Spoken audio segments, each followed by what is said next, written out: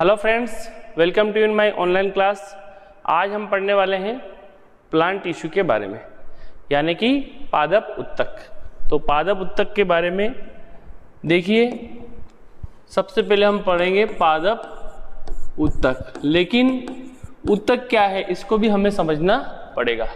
उत्तक से पहले हमें कोशिका के बारे में जानना पड़ेगा। तो देखिए, सबसे पहले देखिए, जो कोशिका जो होती है शरीर की संरचनात्मक और क्रियात्मक इकाई है। कोशिका जब आपस में ग्रुप बना लेती है, समूह बना लेती है, तो वो उत्तक बना लेती है। और जब उत्तक आपस में ग्रुप बनाता है तो वो बना लेता है अंग। इस प्रकार जब अंग आपस में मिलकर कोई स्पेशल कार्य, कोई विशेष कार्य को परफॉर्म करता है तो वो कहलाता है अंग तंत्र। और अंग तंत्र से पूरा क्या बन जाता है? शरीर। तो अगर हमारे शरीर की अगर बात करें तो सबसे जो छोटी इकाई क्या आई? कोशिका। तो कोशिका क्या है? कोशिका की अगर अपन बात करें, जिसको हम इंग्लिश में बोलते हैं सेल, यानी कि कोशिका क्या है? तो शरीर की संरचनात्मक एवं क्रियात्मक इकाई क्या है? कोशिका है। क्या है? कोशिका। कोशिका की खोज सबसे पहले रॉबर्ट हुक ने की थी। तो इसकी जो खोज की अगर अपन बात करें तो 1665 में रॉबर्ट हुक ने की थी।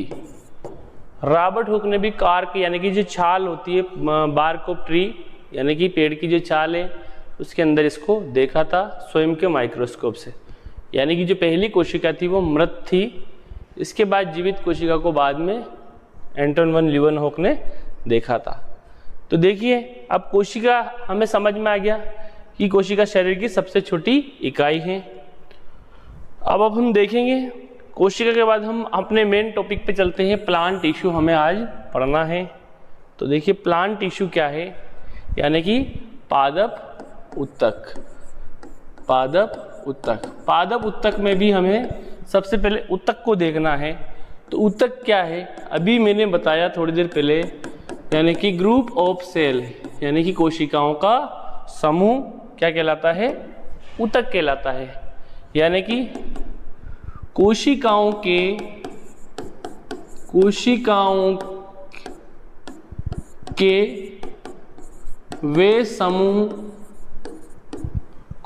के वे समूह जो संरचना में समान हो और वे किसी विशेष कार्य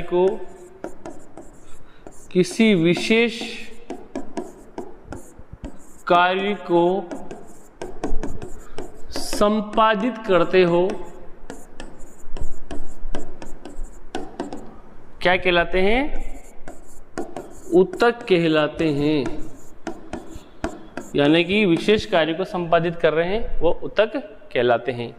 तो कोशिकाओं के वे समूह जो संरचना की दृष्टि से समान होते हैं, आकार आकृति की दृष्टि से समान होते हैं, और ग्रुप होते हैं कोशिकाओं के, किसी विशेष कार्य को परफॉर्म करते हैं, उत्तक कहलाते हैं। और इनका अध्ययन विज्ञान की जिस शाखा में करते हैं उसको हम बोलते हैं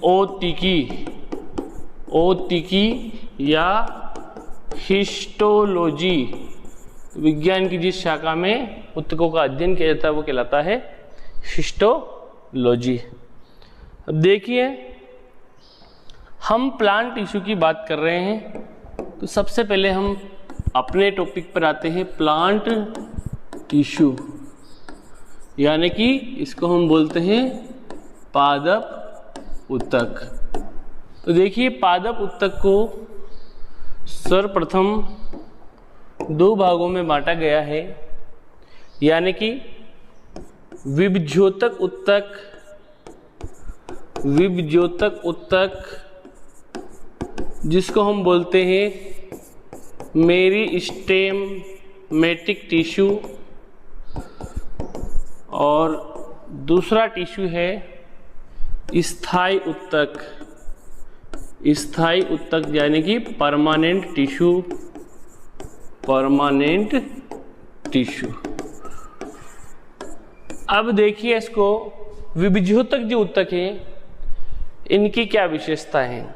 ये वे उत्तक होते हैं जो बार बार विभाजित होते रहते हैं, यानी कि ये वृद्धि वाले भाग पर पाए जाते हैं, यानी कि जहाँ पौधे की ज़्यादा ग्रोथ होती है वहाँ ये पाए जाते हैं।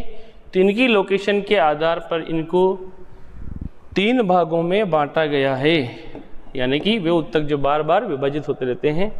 सबसे पहले शीर्षस्थ विभज्योतक, शीर्षस्थ यानी कि एपिकल, एपिकल मेरिस्टेमिक टिश्यू। फिर आता है अंतर्विष्ट, अंतर्विष्ट यानी कि इंटरकेलरी। इसके बाद आता है पार्श्व विभज्योतक, पार्श्व विभज्योतक जिसको हम कहते हैं लेटरल, यानी कि lateral meristemic tissue, lateral meristematic tissue. तो अब देखिए इसमें इन तीनों के कार्य क्या है। शीर्षस्थ जो विभज्योतक होता है, इस तरह का जो पादप का जो पार्ट होता है, जो सबसे जो ऊपर होता है ये शीर्षस्थ होता है। एपिकल मेरिस्टेमिक टिश्यू सबसे ऊपर वाले भाग में पाया जाता है, यहाँ पे ग्रोथ वाले भाग में, यानी कि जो शूट जो होता है, तना होता है उसके ऊपरी वाले भाग में, और रूट होता है उसके निचले वाले भाग में, यानी कि ये जो जड़ होती है उसके निचले, जहाँ ग्रोथ ज़्यादा होती है वहाँ भी कौन सा टिश्यू पाया जाता है, एपिकल मेरिस्टेमेटिक टिश्यू। अब अपन बात करते हैं अंतर्विष्ट, यानी कि इस तरह से जो नोड होते हैं, इंटरनोड होते हैं घास के अंदर, तो उनमें इस तरह से पर्व संधियां होती है, इनमें पर्व निकले रहते हैं, यानी कि पर्ण निकले रहते हैं। तो यहाँ पाया जाता है इंटरकेलरी, आईसी इंटरकेलरी। इसके बाद पौधे की द्वितीयक वृद्धि, जो द्विबीजपत्री जो पौधे होते हैं उनकी जो मोटाई के लिए कौन जिम्मेदार है, पार्श्व, यानी कि ये पार्श्व लेटरल वृद्धि करता है, यानी कि ये लेटरल मेरिस्टेमिक टिश्यू क्या करता है, द्वितीयक वृद्धि यानी कि पौधे की मोटाई बढ़ाने के लिए जिम्मेदार है। तो शीर्षस्थ ऊपर ही ऊपर और नीचे नीचे, यानी कि वृद्धि वाले भाग में, यानी कि तना और पत्तियां, तना और जड़ हैं वो दोनों सबसे ज़्यादा वृद्धि करते हैं, वहाँ जो पाए जाते हैं वो एपिकल टिश्यू पाए जाते हैं। अंतर्विष्ट यानी कि जो नोड होते हैं, संधियां होती हैं, उन संधियों वाले स्थान पर अंतर्विष्ट विभज्योतक पाए जाते हैं। पार्श्व विभज्योतक, ये द्विबीजपत्री जो पौधे होते हैं उनकी मोटाई यानी कि उनकी आकार बढ़ाने के लिए, तने का आकार बढ़ाने के लिए जिम्मेदार है। तो विभज्योतक उत्तक स्टूडेंट समझ में आ गया होगा। अब हम देखें स्थायी उत्तक। तो देखिए वे उत्तक जो एक बार विभाजित हो जाते हैं, इसके बाद अपनी विभाजन होने की क्षमता को खो देते हैं, यानी कि ये एक ही बार विभाजित होते हैं, बार बार विभाजित नहीं होते हैं, इसलिए इनको हम बोलते हैं परमानेंट टिश्यू। जैसे पेड़ की जो छाल की जो बाहरी आवरण है वो परमानेंट टिश्यू है, जाइलम फ्लोएम परमानेंट टिश्यू है, पेरेनकाइमा, कोलिनकाइमा, ये सब परमानेंट टिश्यू के एग्जाम्पल्स हैं, यानी कि ये बार बार विभाजित नहीं होते, अपने विभाजन होने की जो क्षमता है, कैपेसिटी है, उसको खो देते हैं। अब देखिए इनको भी 2 भागों में बांटा गया है, यानी कि सरल स्थायी उत्तक, सरल स्थायी उत्तक, और दूसरा है जटिल स्थायी उत्तक, जटिल स्थायी उत्तक। एक है सरल स्थायी उत्तक। अब देखिए जो सरल स्थायी उत्तक है और जटिल स्थायी उत्तक है। अब सरल स्थायी उत्तक क्या है? वे उत्तक जो एक ही प्रकार की कोशिकाओं से मिलकर बने होते हैं, सरल स्थायी उत्तक कहलाते हैं। अब देखिए हम पहले पढ़ेंगे, हमने 2 प्रकार के, एक तो सरल और एक पढ़ा जटिल। तो सरल स्थायी उत्तक के बारे में देखेंगे। तो सरल जो स्थायी उत्तक हैं उनकी क्या विशेषता है। तो सरल स्थायी उत्तक वे उत्तक जो एक ही प्रकार की सेल्स यानी कि कोशिकाओं से बने होते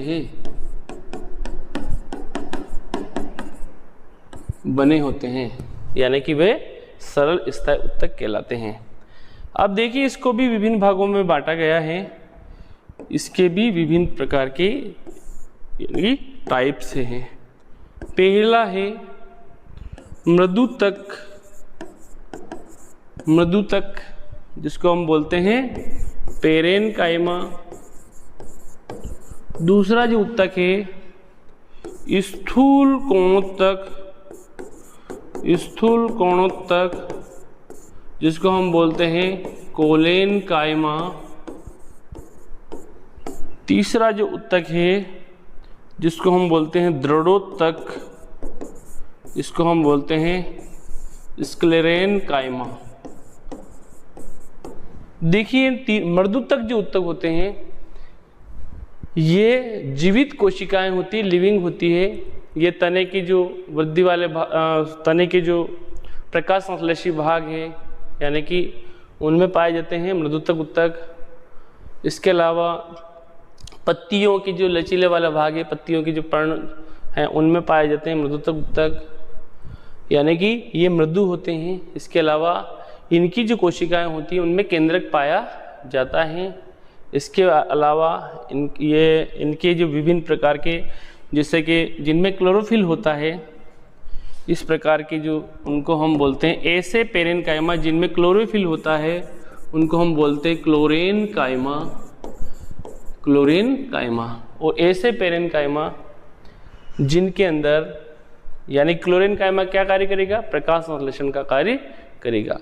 तो ऐसे पेरेनकाइमा जिनमें एयर कैविटी पाई जाती है, जैसे कि कमल के जो प्लांट्स हैं या जो सिंगाड़ा हैं, उनकी पत्तियां पानी की सतह पर फ्लोटिंग करती रहती है, तो उनके इस प्रकार की जो इनको बोलते हैं एरेनकाइमा, इनको क्या कहते हैं, एरेनकाइमा।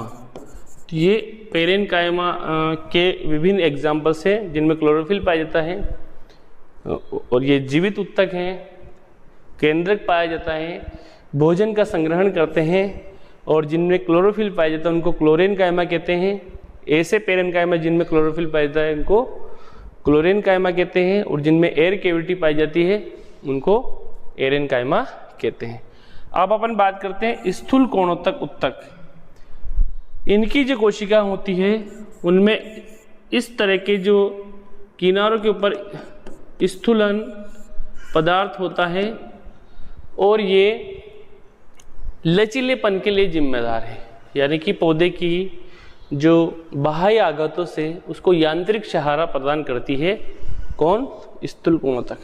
जब पौधे की जो लंबाई बढ़ जाती है, फसल की हमने देखा होगा, तो जब हवा के साथ फसल की जो डाली है पूरी तरह से जमीन पे झुक जाती है और वापस से खड़ी हो जाती है, तो ये लचीलापन किसकी वजह से आता है, स्थूल कोणोत्तक की वजह से। यानी कि स्थूल कोणोत्तक वह उत्तक है जो पादप को यांत्रिक सहारा उपलब्ध कराता है और हवा और तूफान और आंधी के समय उसके अंदर इलास्टिसिटी यानी कि प्रत्यास्थता पैदा करता है। स्थूल कोणोत्तक उत्तक इस प्रकार का होता है, ये इस तरह का होता है इसमें पेरेनकाइमा। स्थूल कोणोत्तक उत्तक के बाद हम बात करते हैं दृढ़ोत्तक। दृढ़ यानी कि मजबूत। तो देखिए ये उत्तक किसके लिए जिम्मेदार है, मजबूती के लिए जिम्मेदार है, यानी कि ये पौधे की मजबूती प्रदान करता है। ये नारियल का जो बाहर का आवरण आपने देखा होगा, वो आलमंड का बाहर का आवरण देखा होगा, वो फलों के छिलके और इसके अलावा विभिन्न प्रकार के जो नट्स देखे होंगे आपने, खजूर वगैरह हैं, उनके जो बाहरी आवरण है, यानी कि कठोरता प्रदान करने के लिए जिम्मेदार कौन है, स्क्लेरेनकाइमा, जिसको हम बोलते हैं दृढ़ोत्तक ऊतक। तो इस प्रकार से हमने जो सरल स्थायी ऊतक है उनके तीनों प्रकारों के बारे में समझा। यानी कि मृदुतक, जो कि मृदुतक होता है, जीवित होता है, ये भी जीवित होता है, लेकिन ये जो दृढ़ोत्तक जो होता है ये मृत जो होता है, ये टिश्यू कैसा होता है, मृत होता है, नॉन लिविंग होता है। मृदुतक जिनमें क्लोरोफिल होता है, क्लोरेनकाइमा, जिनमें एयर कैविटी होती है, एरेनकाइमा। ठीक है, भोजन का संग्रहण करता है, प्रकाश संश्लेषण के लिए जिम्मेदार है। पादप की जो जीवित वाले जो पार्ट हैं, जैसे पत्तियां हैं, जड़, तना, पत्ती, यानी कि जो रूट और शूट के टिप वाले भाग के अलावा वहाँ ये पाया जाता है, क्योंकि टिप वाले भाग पे हमने क्या पढ़ा, एपिकल टिश्यू, मेरिस्टेमिक टिश्यू पाया जाता है। स्थूल गुणोत्तक किसके लिए जिम्मेदार है, ये लचीलेपन के लिए, लचीलेपन के लिए किसके लिए जिम्मेदार है, लचीलेपन के लिए, यानी कि बाह्य आघातों से यांत्रिक सहारा प्रदान करता है किसको, पादप को। दृढ़ोत्तक मजबूती के लिए जिम्मेदार है। नारियल के ऊपर का आवरण दृढ़ोत्तक ऊतक का बना होता है, जितने भी फल हैं उनके छिलके वगैरह दृढ़ोत्तक ऊतक के बना होता है। तो नेक्स्ट देखिए, अब सरल स्थायी ऊतक हमने देखिए, अब पढ़ेंगे अपन जटिल स्थायी ऊतक के बारे में। जटिल स्थायी ऊतक क्या है, तो इसको ध्यान से देखिए। जटिल स्थायी ऊतक, देखिए जटिल क्यों कहा गया इनको, तो वे ऊतक जो एक से अधिक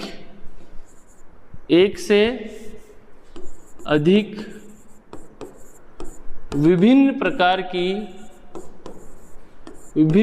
की कोशिकाओं से बने होते हैं, कोशिकाओं से मिलकर बने होते हैं, और ये विशेष कार्य को संपादित करते हैं, यानी कि कोई विशेष कार्य को परफॉर्म करते हैं। कौन, जटिल स्थायी ऊतक, यानी कि इनका स्पेशल कार्य है, और ये एक से अधिक कोशिकाओं से मिलकर बने, इसलिए ही इनको जटिल कहा गया है। देखिए इनको दो भागों में बांटा गया है। इनको हम जो जटिल जो ऊतक है इनको दो भागों में बांटा गया है, जाइलम और फ्लोएम। जाइलम और फ्लोएम, जाइलम को हम बोलते हैं हिंदी में दारू, और फ्लोएम को बोलते हैं हम पोषवाह।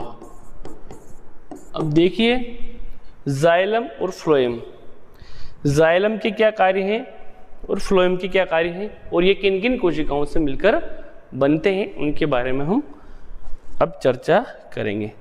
तो सबसे पहले जाइलम की बात करते हैं अपन। जाइलम को हिंदी में क्या बोलते हैं, दारू। ठीक है, किन किन से मिलकर बने होते हैं और इनके क्या कार्य हैं, इसको हम देखेंगे। तो सबसे पहले इनके क्या कार्य है, ये जल व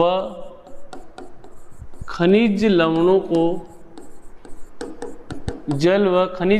को मृदा से पादप के विभिन्न अंगों तक पहुंचाते हैं,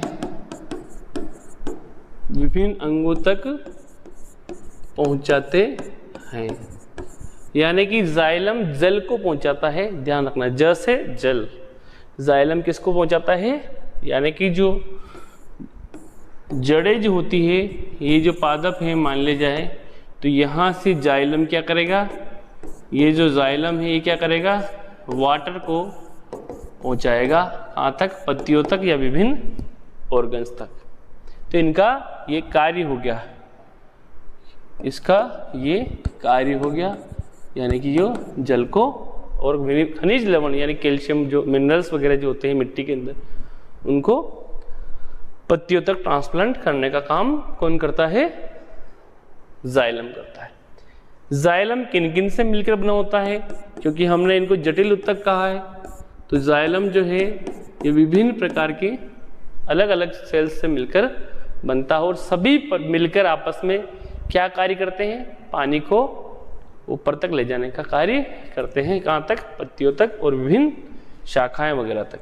सबसे पहले अपन पढ़ेंगे जाइलम के क्या क्या प्रकार है। तो जाइलम की जो 4 प्रकार की सेल से मिलकर बनता है। सबसे पहले जाइलम वाहिका, यानी कि जाइलम वाहिका, जिसको अपन बोलते हैं वेसल्स, जाइलम वाहिका। अगला आता है जाइलम वाहिनिका, वाहिनिकाएं, जिसको हम बोलते हैं ट्रेकिट्स, जाइलम ट्रेकिट्स, जाइलम वाहिका और जाइलम वाहिनिका। इसके बाद आता है जाइलम पेरेनकाइमा, जाइलम पेरेनकाइमा, यानी कि जाइलम मृदुतक, जाइलम मृदुतक। इसके बाद आखिरी है जाइलम रेशे, यानी कि फाइबर। देखिए ये जो तीनों जो होती है लिविंग होती है, ये क्या होती है, मृत या नॉन लिविंग। ये क्या है, जीवित। ये तीनों क्या है, जीवित होती है। तो वाहिका क्या कार्य करती है, वाहिका और वाहिनिका पतली पतली नलिकाएं होती है जो पानी को नीचे से जड़ से पत्तियों तक पहुंचाती है। मृदुतक वही संग्रहण करना इसका कार्य है। और रेशे यानी कि फाइबर्स जो क्या करते हैं, फाइबर वाटर को एब्जॉर्ब करने का कार्य करते हैं। ये नॉन लिविंग होते हैं, यानी कि मृत होते हैं, निर्जीव पदार्थ, निर्जीव होते हैं। जबकि ये तीनों क्या होते हैं, तो जब ये चारों नलिकाएं या चारों जो सेल्स हैं, कौन कौन, वाहिका, वाहिनिका, मृदुतक और जो फाइबर्स होते हैं, ये चारों जब आपस में मिल जाती है तो क्या बनाती है, जाइलम, जिसको हम क्या कहते हैं, दारू। और ये क्या कार्य करता है, वाटर को, जल व खनिज लवण को मृदा से पादप के विभिन्न अंगों तक पहुंचाने का कार्य करता है। यानी कि किसका कार्य करता है, ये संवहन का, संवहन यानी कि ट्रांसपोर्टेशन। इसलिए इस प्रकार के उत्तक को हम संवहनी उत्तक भी कहते हैं। तो संवहनी उत्तक हो गया, यानी कि जाइलम हो गया। अब हम बात करेंगे फ्लोएम के बारे में। देखिए सबसे पहले हम दूसरे नंबर का जो हमारा जो जटिल उत्तक है वो है फ्लोएम। फ्लोएम को इंग्लिश नाम है, इसको हिंदी में बोलते अपन पोषवाह। क्या बोलते हैं इसको, पोषवाह। तो देखिए फ्लोएम के कार्य सबसे पहले हमें याद होने चाहिए। तो फ्लोएम क्या है, तो वे उत्तक जो पादप के पत्तियों में बनने वाले भोजन को पादप के विभिन्न अंगों तक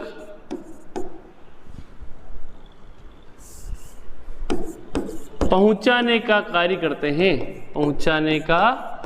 कार्य करते हैं। यानी कि जो प्रकाश संश्लेषण के दौरान जो पत्तियों में जो भोजन बनता है कार्बोहाइड्रेट के रूप में, उस भोजन की जरूरत पौधे के विभिन्न अंगों तक चाहिए, जड़ को भी चाहिए, तना को भी चाहिए, पत्तियों तक भी चाहिए।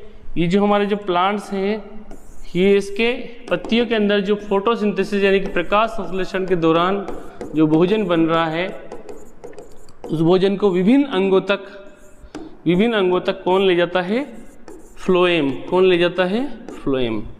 यानी कि फ्लोएम के क्या कार्य है, फ्लोएम जो यानी कि ये उत्तक या फ्लोएम उत्तक जो पादप के पत्तियों में बनने वाले जो प्रकाश संश्लेषण के दौरान जो पत्तियों में जो भोजन बनता है, उसको पादप के विभिन्न यानी कि जो विभिन्न अंग हैं वहां तक पहुंचाने का, ट्रांसपोर्टेशन करने का काम कौन करता है, फ्लोएम करता है, यानी कि पोषवाह करता है। तो ये भी एक प्रकार का क्या है, संवहनी उत्तक है। क्या है ये, संवहन करने का कार्य है, इसलिए ये भी एक प्रकार का क्या है, संवहनी उत्तक है।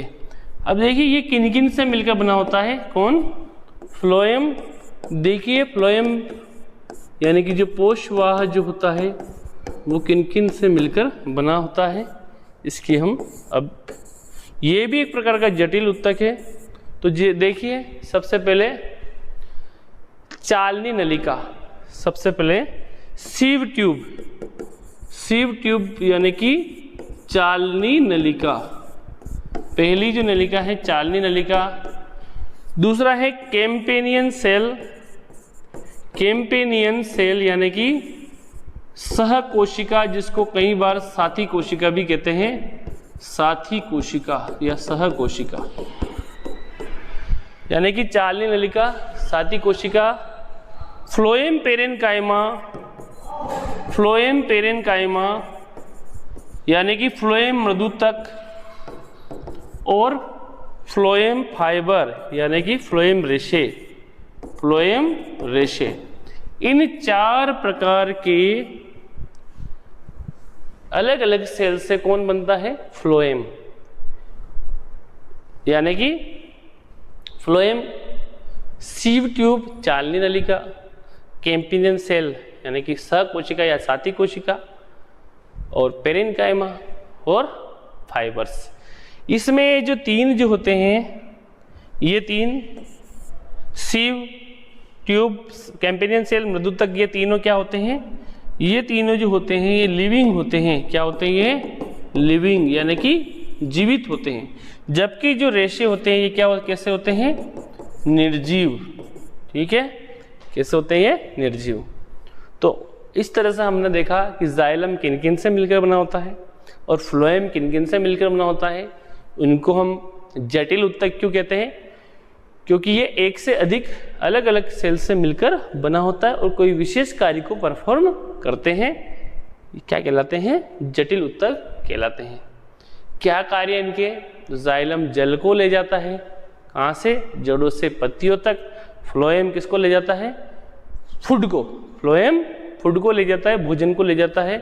पत्तियों से फोटोसिंथेसिस जो प्रोसेस, उसके दौरान जो भोजन बनता है उसको विभिन्न ऑर्गन्स तक ले जाने का कार्य कौन करता है? कौन करता है? फ्लोएम।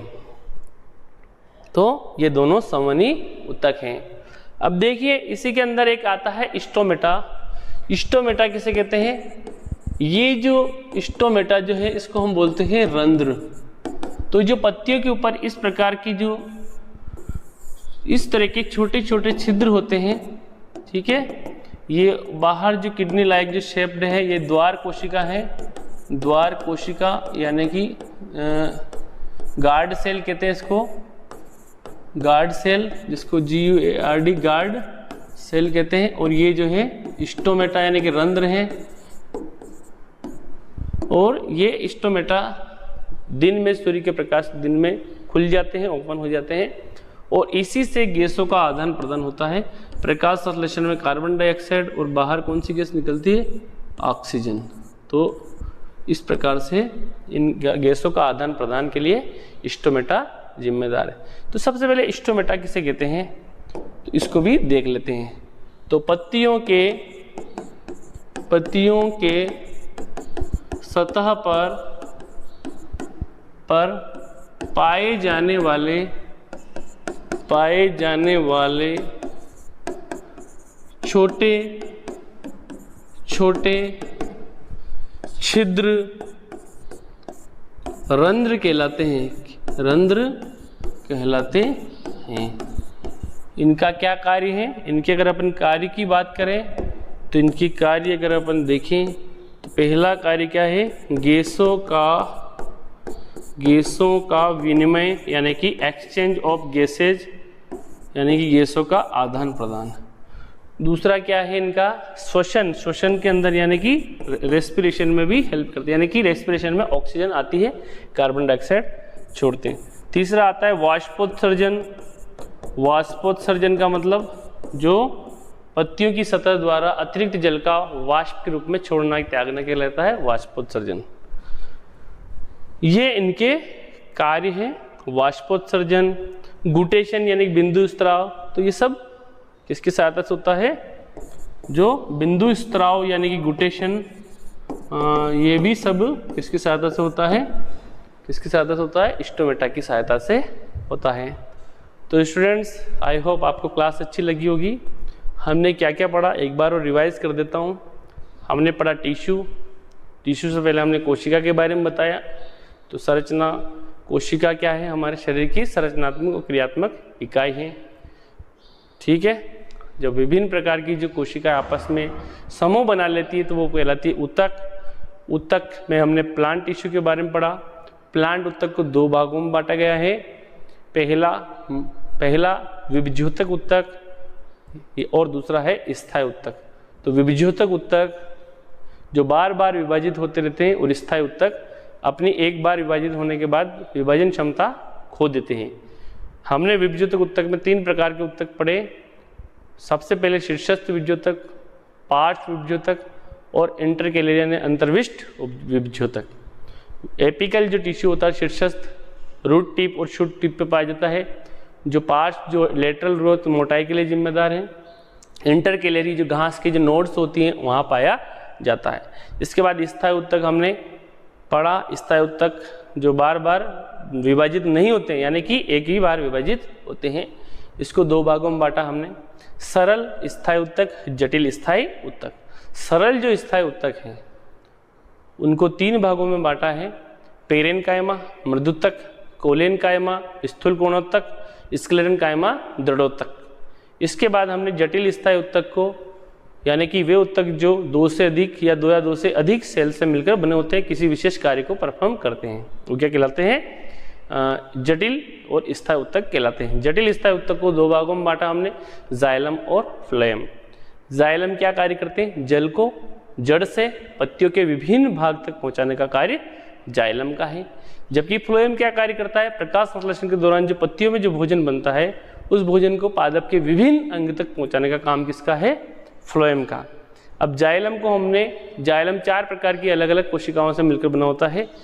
सबसे पहले जाइलम वेसल्स यानी कि जाइलम वाहिका, जाइलम ट्रेकिस, जाइलम वाहिनिका, जाइलम पेरेनकाइमा, जाइलम मृदुतक और जाइलम फाइबर यानी कि जाइलम रेशे। इसमें जाइलम फाइबर निर्जीव है, बाकी तीनों क्या है? सजीव। फ्लोएम की बात करते हैं तो फ्लोएम के क्या कार्य है? पत्तियों में बनने वाले भोजन को विभिन्न ऑर्गन्स तक पहुंचाना। फ्लोएम किन किन से मिलकर बना होता है?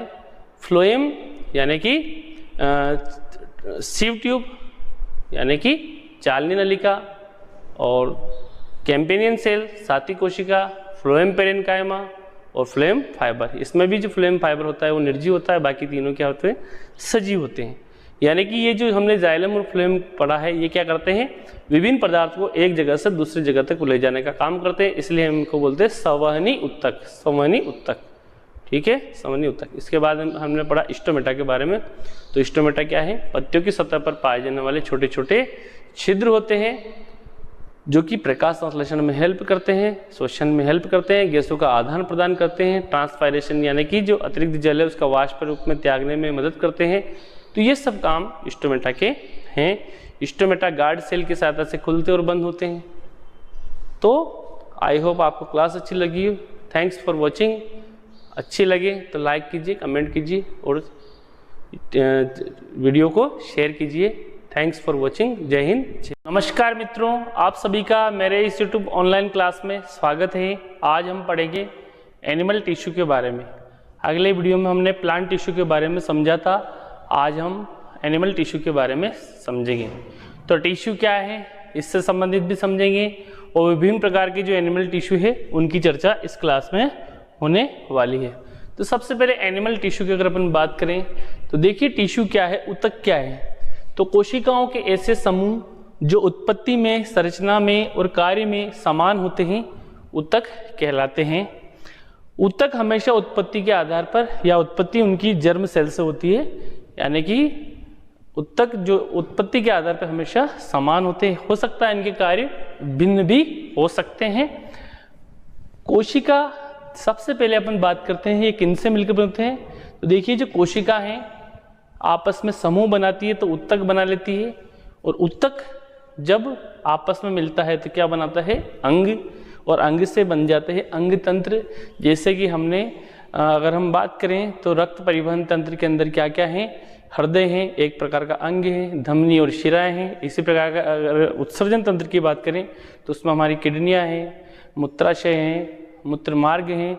इस प्रकार से ये सब अलग अलग अंग मिलके एक तंत्र बनाते हैं और तंत्र क्या करता है, विशेष कार्य को परफॉर्म करता है। अब ये सभी जो तंत्र हैं, जैसे हमारे रक्त परिवहन तंत्र है, उत्सर्जन तंत्र है, तंत्रिका तंत्र है, पाचन तंत्र है, ये सारे तंत्र जब आपस में मिलते हैं तो क्या बन जाती है, हमारी शरीर बन जाता है। तो इस प्रकार हमने इसकी परिभाषा और इनकी। अब देखिए एनिमल टिश्यू शब्द का जो सबसे पहले प्रयोग किसने किया था, बाइकॉट ने किया था। यानी कि एनिमल जो टिश्यू है इसका शब्द सबसे पहले बाइकॉट ने किया था, जबकि प्लांट टिश्यू का सबसे पहले यूज एन ग्रू ने किया था, एन ग्रू ने।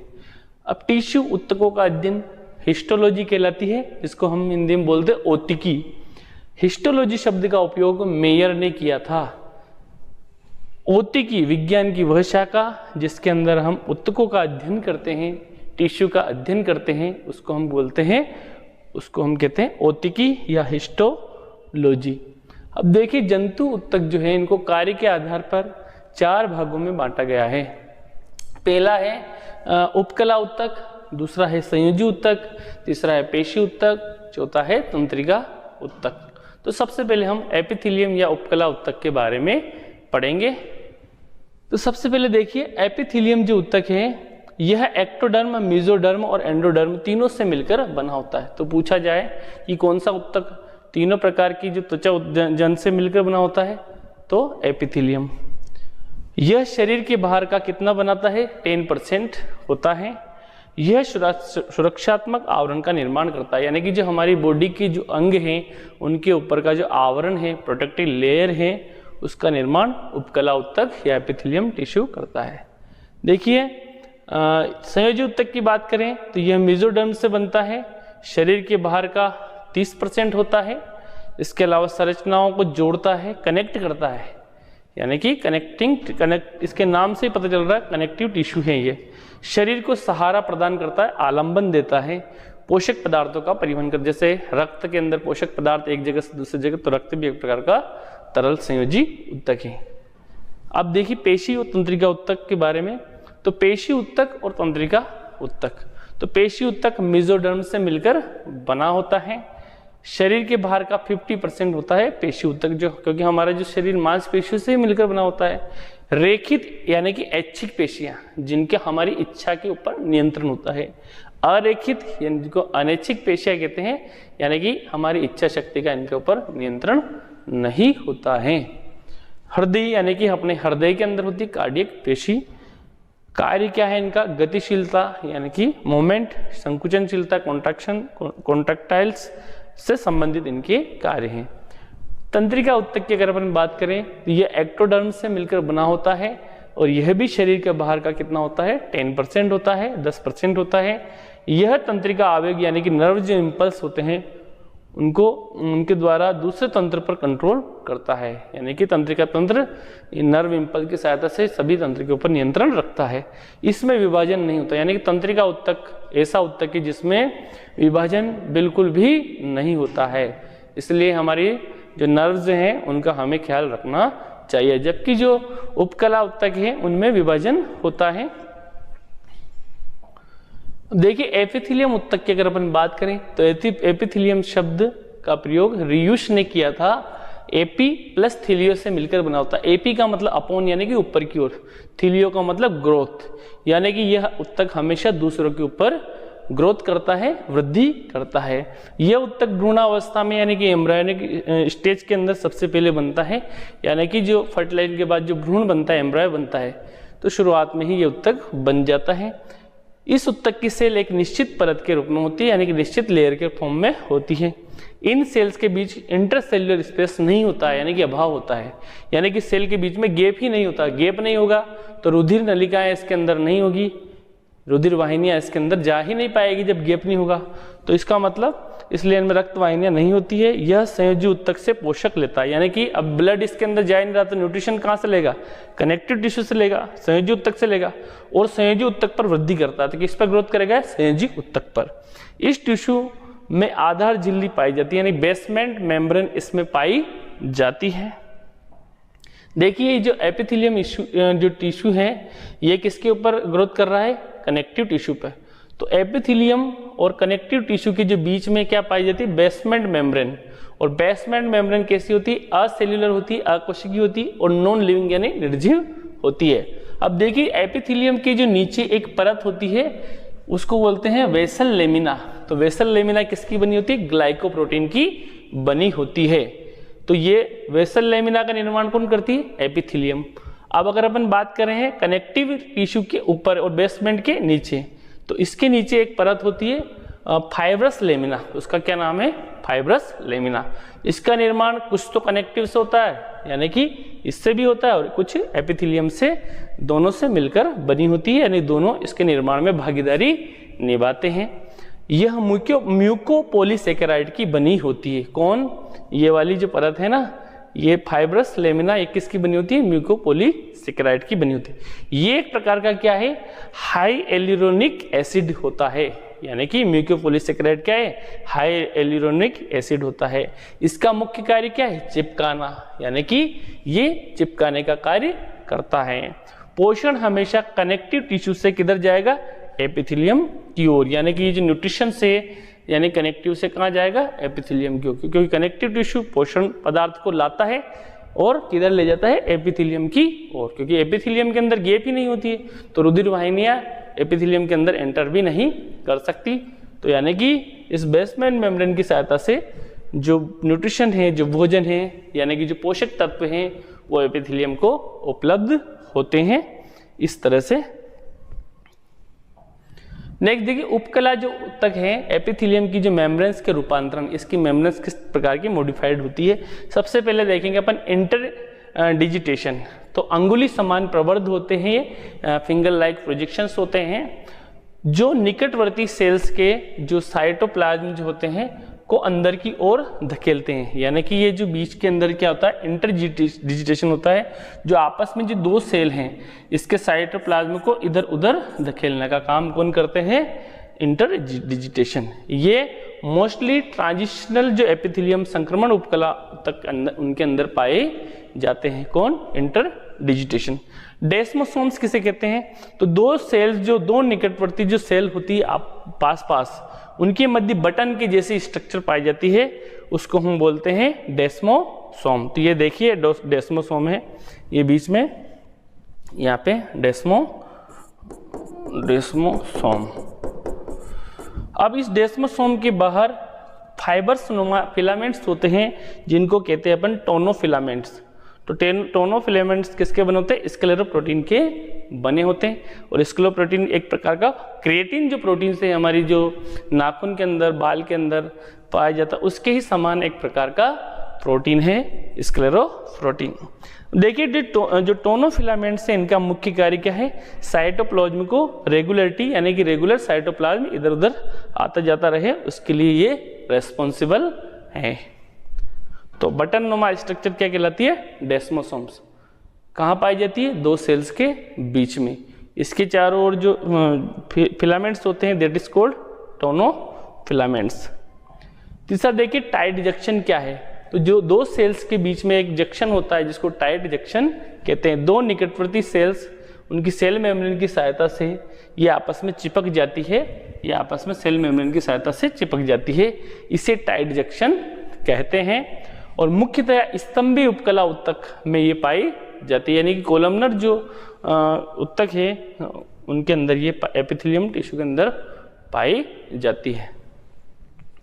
तो स्तंभाकार ऊतक हमारी श्वास नलिकाओं उनमें भी पाया जाता है। एपिथेलियम के प्रकार, तो देखिए एपिथेलियम के प्रकार पढ़ेंगे हम। तो सिंपल और संयुक्त। सिंपल क्या है, जब एक सेल की एक ही परत हो, अगर एक ही लेयर हो अगर सेल की, तो वो क्या है, सिंपल टाइप का।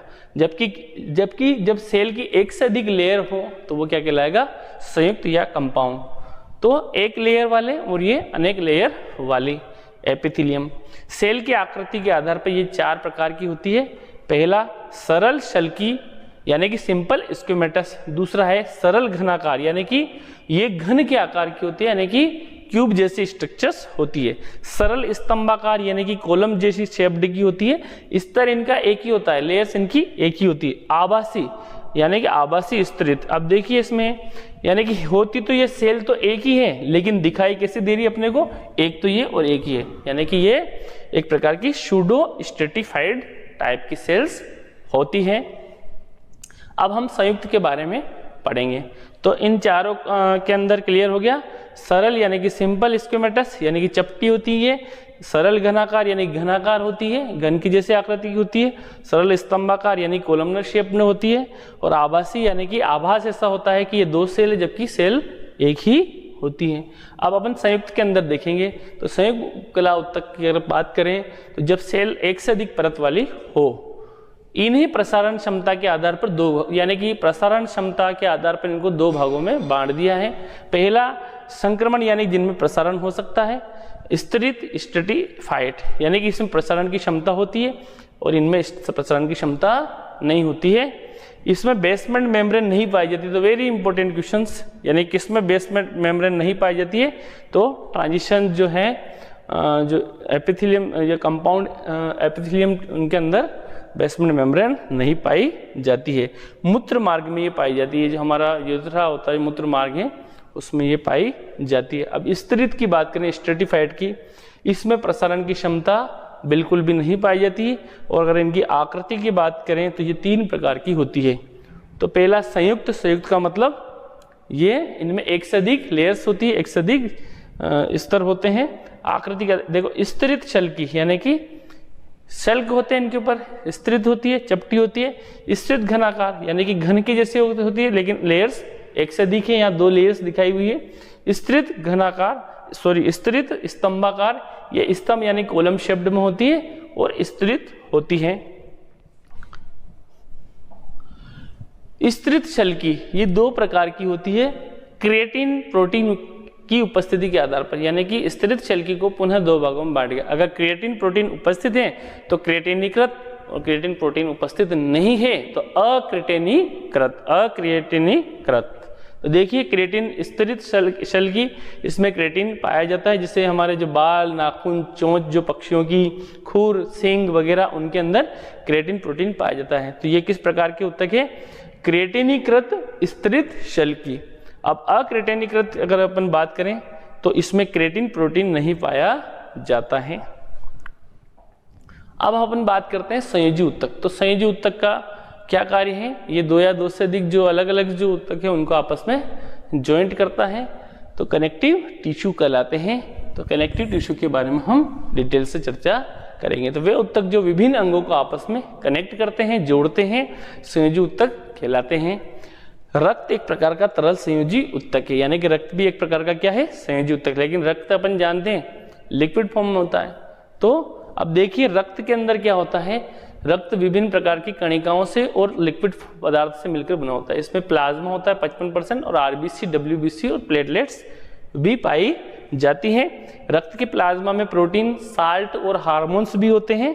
और रक्त वाहिनियों के अंदर बहता है, यानी कि हमारे धमनियों और शिराओं के अंदर बहता है। और ये क्या करता है, गैसों यानी कि जो गैसें होती है, गैसें कौन कौन सी, कार्बन डाइऑक्साइड, ऑक्सीजन, और जो हमारा डाइजेस्टेड फूड है जैसे ग्लूकोज वगैरह भोजन के अंदर जो डाइजेस्टेड फूड है उनको, जो हमारे सरल जो पचित पदार्थ हैं उनको, हार्मोन को, और अनावश्यक पदार्थ जैसे यूरिया, यूरिक एसिड वगैरह, इनको क्या करता है, इन पदार्थों का परिवहन करने का काम करता है। नेक्स्ट देखिए दूसरा संयोजी उत्तक है, संयोजी उत्तक बोन यानी कि अस्थियां। अस्थियां कठोर मैट्रिक्स होती हैं और ये भी एक प्रकार का संयोजी उत्तक है, बोन्स, और बहुत ही महत्वपूर्ण हमारा कंकाल तंत्र बनाती है। कैल्शियम और फास्फोरस की बनी होती है। तो बहुत ही महत्वपूर्ण प्रश्न है, अस्थियां किसकी बनी होती है, कैल्शियम और फास्फोरस की बनी होती है। दो अस्थियां आपस में, ये जो दो बोन है इनको आपस में कौन जोड़ता है, लिगामेंट जोड़ता है। तो दो बोन आपस में किससे जुड़ती है, लिगामेंट की सहायता से। अब अस्थियों के ऊपर हम जानते हैं कि मांस चढ़ा होता है, मांसपेशियां होती है, तो वो आपस में, यानी कि अस्थियां और मांसपेशियां ये आपस में बीच में जिससे जुड़ी होती है वो कहलाता है टेंडन। तो अस्थियां व मांसपेशियां आपस में टेंडन की सहायता से जुड़ी होती हैं। उपास्थियां जिसको कार्टिलेज कहते हैं, यह एक प्रकार का लचीला संयोजी उत्तक है और इसमें प्रोटीन और शुगर का बना होता है। और नाक, कान, श्वास नली, स्वरज्जु, लेरिंग्स जो है हमारा स्वरज्जु लेरिंग्स, उसके अंदर ये पाई जाती है। जैसे हमारे कान लचीले होते हैं, ये किसकी वजह से होते हैं? उपास्थियों की वजह से। एरियोलर उत्तक की अगर अपन बात करें तो हमारी जो त्वचा है और मांसपेशियां दोनों आपस में चिपकी रहती है, उसके बीच में क्या पाया जाता है? एरियोलर उत्तक। तो इसकी वजह से तो एरियोलर उत्तक किसको जोड़ता है? मांसपेशियों को स्किन से जोड़ता है। यह आंतरिक अंगों को सहारा भी उपलब्ध कराता है, साथ ही यह उत्तकों की मरम्मत करता है। तो देखिए हमारी स्किन है ऊपर ऊपर और नीचे नीचे मसल से, ये पीला पीला जो दिखाई दे रहा है ये क्या बताया? एरियोलर उत्तक। तो देखिए दो अस्थियों को आपस में कौन जोड़ता है? लिगामेंट, ठीक है। और बोन को मसल से कौन जोड़ता है? टेंडन, ठीक है। और मसल्स को स्किन से कौन जोड़ता है? एरियोलर उत्तक। पेशी उत्तक की बात करें हमारी मसल्स की, तो देखिए इसका मुख्य कार्य क्या है? संकुचन करना। तो यह शरीर को गति प्रदान करता है। कौन? मसल्स। तो मसल्स हमारे शरीर को गति प्रदान करने में मदद करती हैं। इसके लिए जिम्मेदार है। ये 3 प्रकार की होती है, रेखित जिसको कंकाली भी कहते हैं और ऐच्छिक पेशियां कहते हैं, यानी कि इनका हमारी इच्छा शक्ति के ऊपर नियंत्रण होता है। ये बेलनाकार अशाकित बहुकेंद्रिकी होती है। इनमें डार्क और लाइट बैंड होते हैं, इस तरह की इसकी स्ट्रक्चर होती है। ये एक प्रकार की आपकी रेखित पेशी है, रेखित पेशी। इसके अंदर देखिए मल्टी न्यूक्लिएटेड होते हैं, बहुकेंद्रिकी। ये बहुत सारे केंद्रक दिख रहे हैं, डार्क बैंड यानी कि लाइट डार्क बैंड होते हैं इसके अंदर। दूसरा नंबर का आता है अरेखित या चिकनी पेशियां। तो चिकनी पेशियां, अरेखित पेशियां, इन पेशियों को अपनी इच्छा अनुसार संकुचित और प्रसारित नहीं कर सकते, यानी कि इन पेशियों का हमारी इच्छा के ऊपर कोई भी नियंत्रण नहीं होता है। देखिए इनकी सेल लंबी होती है और इनका आखिरी सिरा स्पिंडल शेप्ड या इस तरह से न्यूक्लिया शेप्ड होता है, यानी कि इस तरह से नुकीली होती हैं ये। तो इस प्रकार की नुकीली होती है, तर्करूपी बोलते हैं इसको, स्पिंडल शेप्ड। ये एक केंद्रक की होती है, यूनि न्यूक्लियस, यानी कि एक केंद्रक होता है इनके अंदर। कहाँ पाई जाती है? हमारी जो आँख के अंदर जो उसमें पाई जाती है मूत्रवाहिनियाँ, यानी कि जो हमारी मूत्रवाहिनियों के अंदर भी पाई जाती है। फेफड़े की श्वसनिकाएं जिनका उनमें पाई जाती है। रक्त वाहिनियाँ में पाई जाती है। आहार नाल की जो संकुचन प्रकुचन होता है तो उसमें ये पाई जाती है।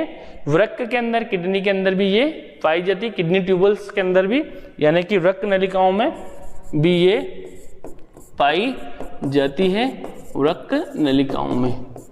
तो इन सब चीज़ों के ऊपर हम हमारी इच्छा से कोई कंट्रोल नहीं कर सकते, तो इसलिए इनको हम बोलते हैं अनैच्छिक पेशियां।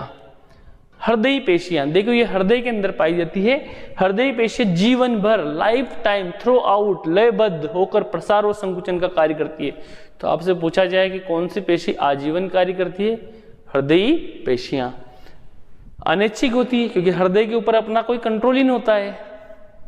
हृदय की पेशी कोशिकाएं बेलनाकार होती है, यानी कि बेलनाकार शाखाओं युक्त होती है। देखिए इसमें ब्रांच शेप्ड होती है और एक केंद्रकी होती है। इसमें एक केंद्रक दिख रहा है बीच में, एक केंद्रकी होती है। इस प्रकार की इसकी आकृति है। ये हार्ट में या हृदय में पाई जाती है। नेक्स्ट देखिए तंत्रिका उत्तक, बहुत ही महत्वपूर्ण उत्तक है तंत्रिका उत्तक, यानी कि नर्वस टिश्यू।